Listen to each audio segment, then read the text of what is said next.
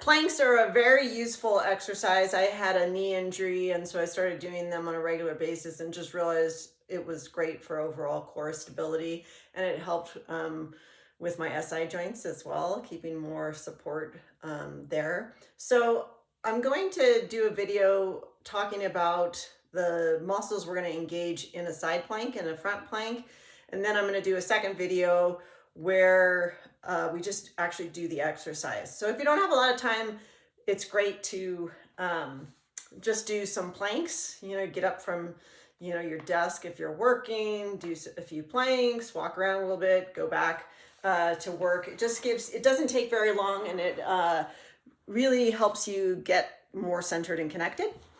So the first thing that I want to talk about is your diaphragm. So the diaphragm is right here. I'm a little bit low, but it's like a mushroom shape. It's a muscle. It's in the rib cage, you can see. As you inhale, it allows space for the lungs to fill as it pushes down. So you would see that this is an inhalation in a down position, exhalation and comes up into the up position, recoiling. I think of it like a plumber's friend. Plunge down, pull back up. So it's that inhalation comes down, and if you put your hand right at your rib cage here, let me just shift, so it's going to be right there. And so if you take that deep breath, inhale, you'll feel that as a muscle, and then the recoil. That's going to be kind of like, if you think of it like the pelvis as kind of a house, that's your roof, the container feeling. This would be the back of your house, the front of your house, the foundation of your house. So this is the transversus abdominis, you can see here as well. That's the front abdominal girdle, and it works with exhalation. So that draws the abdominal wall inward. You have other abdominals sitting on top of that as well, but this is the deep one supporting the core. And then the multifidis here is in the backside. And so you'll see here, that's the backside. These are obviously on the other side as well, and they extend the lumbar spine. They work up through the back, but these are the lumbar ones specifically that we're looking at for core connection. So foundation, front, back, diaphragm, top. Then for the plank exercises, we're going to be focusing on gluteus medius, gluteus minimus as well. They're abductors. They take the leg out to the side. The TFL is sitting on top, tensor fascia lata. That also is an abductor, but I want to focus more on these deep ones as we're doing the plank exercises and the preparatory work. I'll refer to them as the Frankenstein electrodes. It's easier than saying engage your gluteus medius minimus muscles, feel that abduction. But just notice the location. Here's another example. And then you can see here, this is the gluteus medius. This is the gluteus minimus on the side of the leg. Notice also, we're going to be using the rotators here. The one that's most known is the piriformis, but there's some other ones here as well that help to rotate the hips, so that we're going to be using that in the exercise as well. It's a little easier to see three-dimensionally. Here's your pelvis. The sacrum is in the center here. And so it's kind of like the sacrum is your keystone, like a arch would come up and hold that connection. The ilium bones here and here are holding that connection there. Ischium down here at the bottom. So here's the gluteus medius, and then it's cut here. And this is the gluteus minimus below it. So I'm just pointing these out so that when I refer to the electrodes, that's what you're engaging.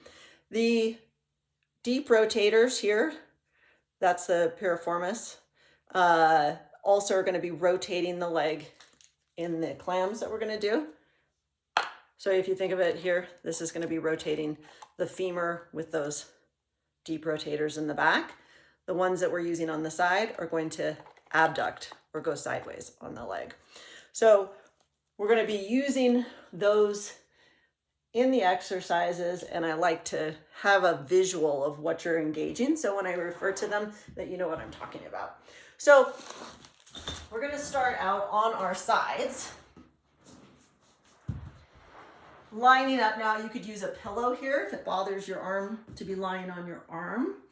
So the legs aren't forward, They're lined up back of the head to the feet right here.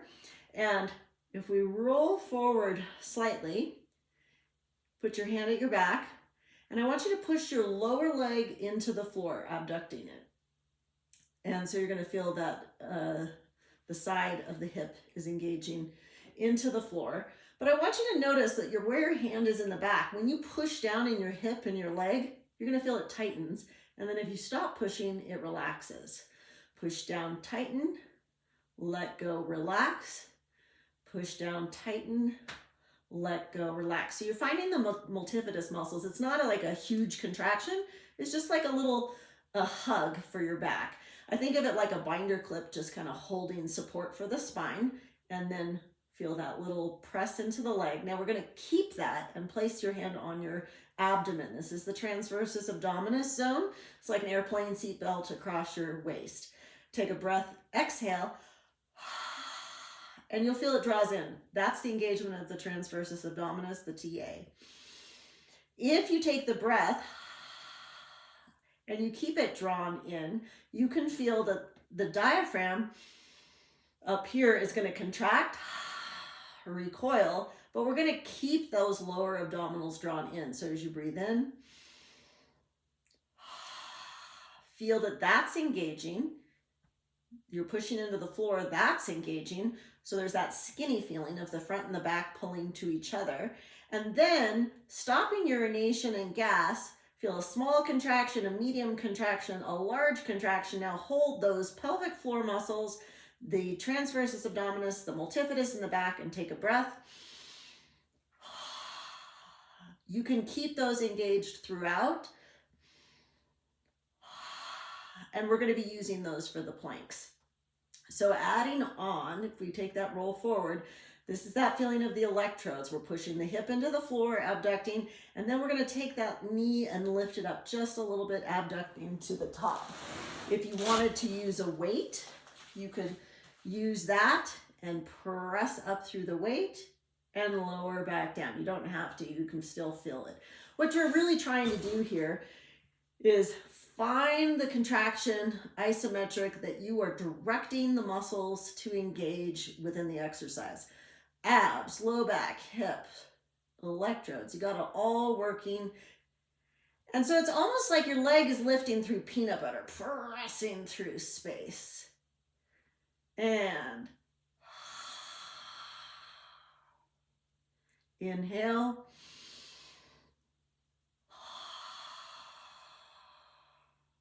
Inhale, diaphragm contracts. Now we're going to do that small lift, and then we're going to go into a bigger external rotation of the hip. This hip bone stays in place though, this ASIS point. We're pushing that forward, but now you can feel, if you put your hand on the back cheek, those are the deep rotators wrapping that thigh, like I showed you with the bone on the skeleton. Then we come back, we find that same centered connection and close. So we implode that feeling of the house that is the container of the pelvis, and then we open, come back to the middle, lower down. Make sure you're not pushing on your head for stability. You're pressing your ribs and your hips into the floor, relaxing the neck. Inhale.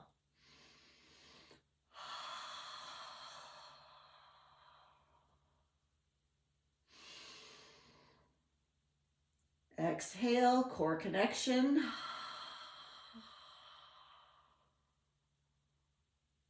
So there's that feeling that you can engage all those muscles at will. So this is from the back. Same idea. Roll forward. Press into the leg. Find the back engagement, the front engagement, the sides engaging, pelvic floor engaging, deep breath. Diaphragm contract, and we're going to do that little shift. Exhale, inhale, lower. Try to make sure the shoulder stays anchored. So it's quite a bit to coordinate all these pieces. So if we do this preparatory work prior to going into your planks, everything is all fired up and ready and coordinated for the plank exercise. Once you get good at this, It'll happen faster and you may not need to do all the preparation, but you do want to do it for like a week or two as you're getting the coordination of this. One more. Now, going into the deep rotation back here, we're going to feel abduction and then external rotation of the hip, and you should feel it right in that zone at the cheek. Then small close. Small opening, engage the core, rotate the hip, center, and lower. Now you're not doing the rotation in the plank exercises, but I have you doing this here just so that you can feel that you can independently move the leg and not affect the hip placement. It stays stationary, stabilizing the pelvis and mobilizing the hip joint. Small movement, rotation, long spine head to tail, and close. Okay, so that's the abduction feeling.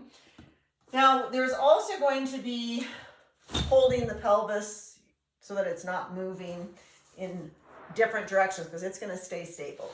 So I'm using a magic circle and a ball, but you don't really need to have either of them. This is for illustrative purposes.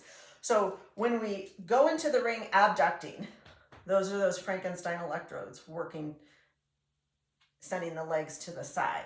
If I have the ball in the center and I'm squeezing the ball, I'm using the ADD, add together, abduct, like kidnap, take away. So I'm feeling that adduction with the ball, abduction with the ring. So that connection for walking keeps that hip, knee, and ankle in line, and those pelvic muscles are going to be involved in that. So I'm going to feel that the inside thigh, the outside thigh is keeping its track as I'm walking. And as I step from one foot to the other, that those gluteus medius minimus Frankenstein electrodes supporting that pelvis keeps you from shifting the pelvis as you transfer your leg one foot stepping to the next foot. Keeps the pelvis sturdy, and then the legs just move underneath. So we have that feeling of the squeeze of the ball, the opening of the ring, but it's kind of hard to think of doing that when they're parallel. So if we take this V idea, right near the groin, I'm going to hold the ball, and then I'm going to open the ring to the side. So we're going to have that feeling of the outside and the inside engaging, connecting the power of the pelvis through to the legs. So I'm going to move, and I'm going to use this box to put my feet on here. But you don't have to, it's not really ideal. Really a wall is better. I just don't have a wall right here. So if you're against a wall right here, you could do the exercise there. So first thing we're going to do is we're going to take those sit bones, that ischium, that I showed you with the skeleton, and we're going to squeeze those together. It's like a high five. We're going to feel that engagement of the gluteus maximus muscles. So if you high five, you should feel it tightens and let it go. Exhale, squeeze, inhale, diaphragm contracting, exhale, diaphragm recoiling, and feel that you're going to get that high five. At the same time, stop urination and draw the navel down into the spine. Neutral pelvis, we're going to be weighted here at the sacrum. Flat back is a tucked position where the pubic bone pulls toward the sternum, and we'll feel that there's that shift of the pelvis. When you're in the planks, you are going to be feeling that contraction because all the abdominal muscles are going to be engaging. The rectus abdominis pulls the pubic bone to the center, the obliques clamp the hips to the ribs. So just notice this is neutral, which we're going to be doing this exercise in. Tucking. This one, we're going to feel more abdominal connection, which when we're on that front plank, you do want to feel that abdominal support. But for this exercise, we're going to feel more of that container sensation. So sit bones, high five, stop urination, feel the track through the inside, outside, and then just a little lift. Now that feeling of being up there, you can feel it gets more of an isometric contraction where you feel like you're directing those muscles more. So the sit bones are feeling that connection, abs drawing in, low back active, that binder clip holding the lumbar spine, and lowering back. Engage, suspend. Now what you're trying for here is we don't want to have one side lower or higher. The hip bones are level. And if you put your fingers right here and your thumbs around the backside, you can notice, are you coming up right in the center, or does one side feel stronger than the other? As you exhale and you come up, you want to feel that the engagement comes from that implosion into the legs, not the opposite. You don't want to feel the push in your heel first. You want to feel the high five, pelvic floor, all the core connections, and then coming up. Additionally, you don't want to hike a hip, so you want to feel the waist is equally long, reaching the sit bones to your calves evenly on both sides. Now that's a little bit easier in a centered position, but the truth is going to come out which side is stronger when you do a single leg. So if we place our hands here and we do that same high five, pelvic floor, exhalation, draw the abs in, and then hover. It's not a thrust, it's a hover, and come back down. Engage and challenge it, engaging more. Inhale, lower. Hip, knees, ankles, still tracking. Ribs push into the floor, core connections, engaging.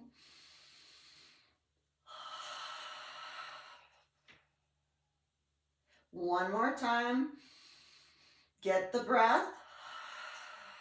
Narrow the ribs with the exhale and lower down. Change sides. So where the ribs meet right here, I like to use the image of an imaginary marble. As you exhale, there's an interlacing feeling of hugging that marble and feeling the drill down. Breathe in.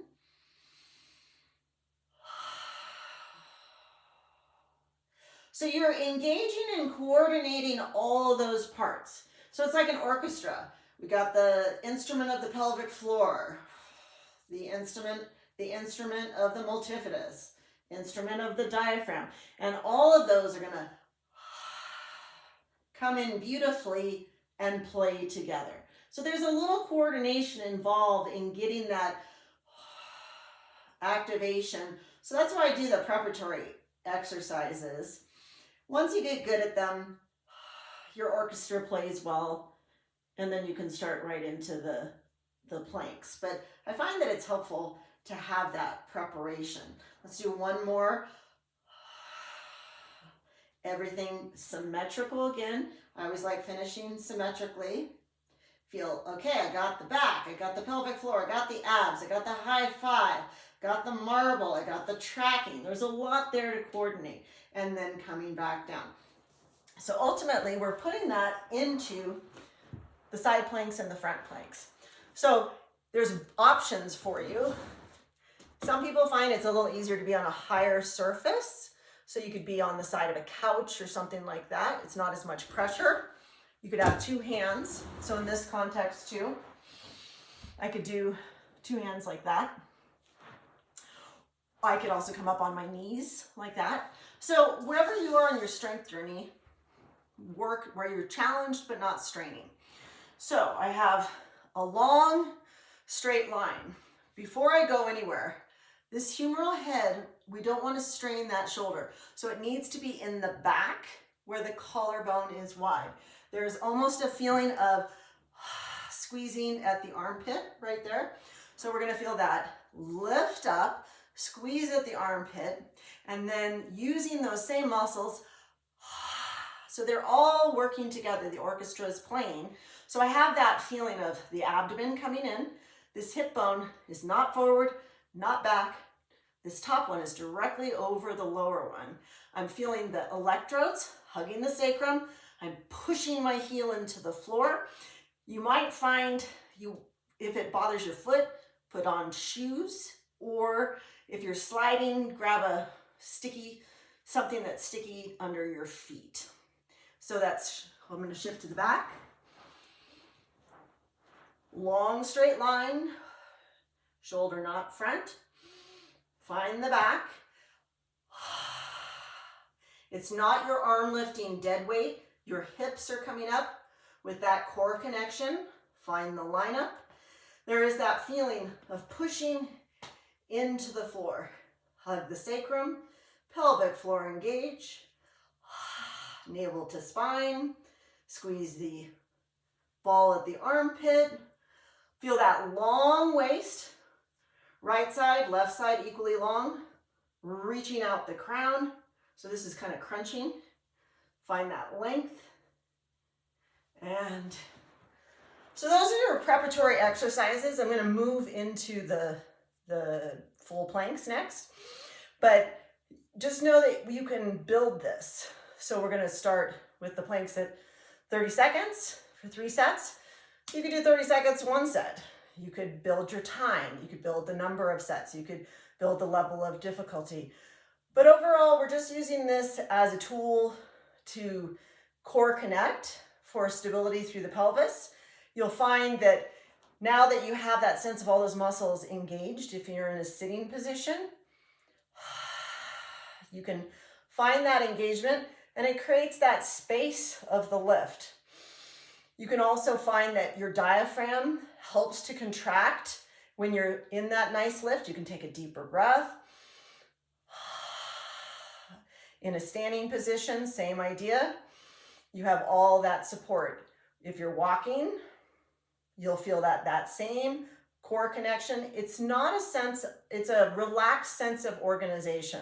So if I'm crushing something, that's a lot of engagement. It's not that sensation. It's more like a nice hug for your body. So you just are hugging that core connection, and then you just go about your day. But these are useful things to practice, because then your orchestra just plays easily and beautifully, and then you don't even have to think about it.